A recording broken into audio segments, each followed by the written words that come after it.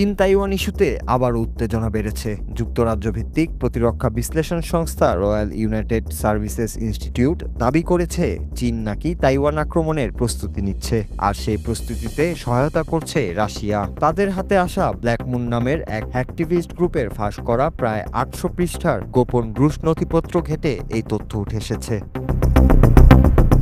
নথিগুলোতে দেখা যায় রাশিয়া চীনের কাছে এমন প্রযুক্তি ও সামরিক সরঞ্জাম সরবরাহ করেছে যা বেইজিংকে আকাশপথে আক্রমণ সক্ষমতা বাড়াতে সাহায্য করবে। এর মধ্যে রয়েছে উচ্চতায় প্যারাশুট ব্যবস্থাপনা, উভচর আক্রমণ যানবাহন, এমনকি সরঞ্জাম সরবরাহ ও অর্থ প্রদানের সময়সূচির মতো বিস্তারিত তথ্য।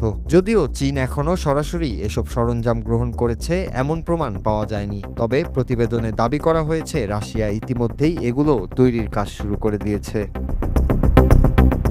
বিশ্লেষকদের মতে চীনের প্যারাট্রুপার ইউনিট এখনও নবীন। রাশিয়ার যুদ্ধে অর্জিত অভিজ্ঞতা থেকে তারা কৌশল, কমান্ড ও প্রশিক্ষণের দিক দিয়ে দ্রুত এগিয়ে যেতে পারবে। ফলে যেখানে চীনের আকাশপথ আক্রমণ সক্ষমতা অর্জনে আরও ১ দশকের বেশি সময় লাগার কথা, সেখানে এই সহযোগিতা সেই সময়কে অন্তত ১০ থেকে ১৫ বছর এগিয়ে দিতে পারে। অর্থাৎ পরিকল্পনা অনুযায়ী ২০২৭ সালের মধ্যেই চীন তাইওয়ান আক্রমণের মতো প্রস্তুতি সম্পন্ন করতে সক্ষম হবে।